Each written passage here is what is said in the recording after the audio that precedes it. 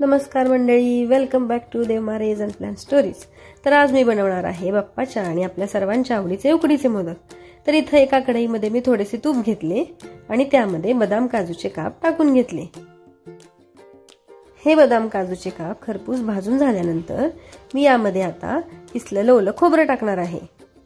तर मी इथे किसलेलं ओलं खोबरं टाकलं आहे आणि हे खोबरं पण छान भाजून घेणार आहे।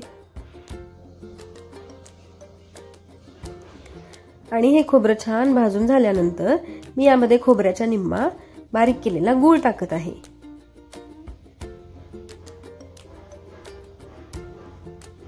आपण हे बनवत आहोत मोदकाच्या आत भरायचे सारण। आता हे मस्त भाजून झाल्यानंतर मी यामध्ये थोडीशी भाजलेली खसखस टाकली। पुन्हा हे मिश्रण एकसारखं करून घेतल्यानंतर आपले मोदकासाठीचं सारण तयार।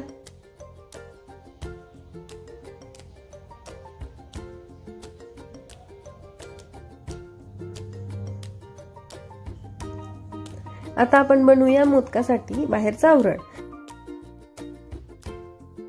आता इथे एका कढईमध्ये मी 1 वाटी पाणी आणि 1 वाटी दूध असं मिश्रण एकदम उकळून घेतलं।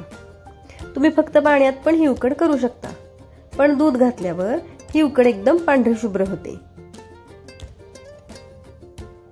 आता हे दूध पाण्याचं मिश्रण एकदम खळखळ उकळल्यानंतर मी यामध्ये 2 वाट्या तांदूळाचं पीठ मिक्स करत आहे। यामध्ये मी आयतच मिळणारं मोदकाचं पीठ वापरलं आहे। तर ही तांदूळाची पिठी आपण घरी पण बनवू शकतो।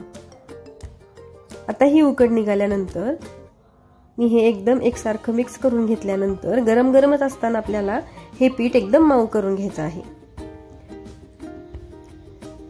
तर ही उकड एका परातीमध्ये ओतून घेऊन ग्लासच्या साहाय्याने ह्याला एकसारखं मिक्स करून घेत आहे।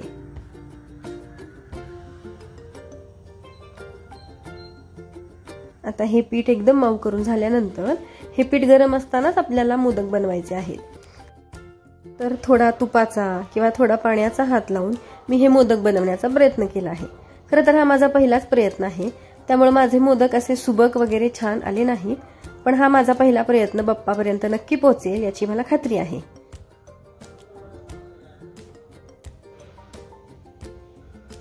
पीठ गार झाल्यानंतर पुन्हा याचे मोदक होणार नाही, म्हणून इथं मी माझ्या मिस्टरांना पण मोदक बनवायला बसवलं आहे। तर इथे छोट्या छोट्या गोळ्यांचे आधी असे गोल मोदकासाठीची पाळी बनवून घेतली आणि त्याच्यामध्ये आपण गुळ खोबऱ्याचं केलेलं मिश्रण टाकून आणि छान असा मोदकाचा आकार देऊन घेत आहे। तर तुम्ही बघू शकता, खूप असे प्रयत्न केल्यानंतर आम्ही असे बरेच मोदक बनवून घेतले।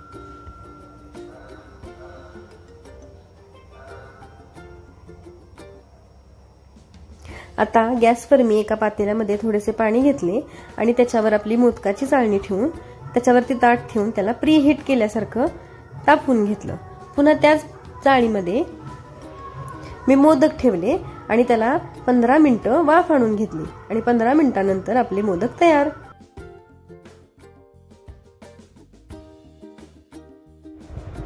पुन्हा या मोदकाचा नैवेद्य मी बाप्पाला दाखवून घेतल्यानंतर मोदक गरम गरम असतानाच यावर तुपाची धार सोडून या मोदकाचा आनंद घेतला।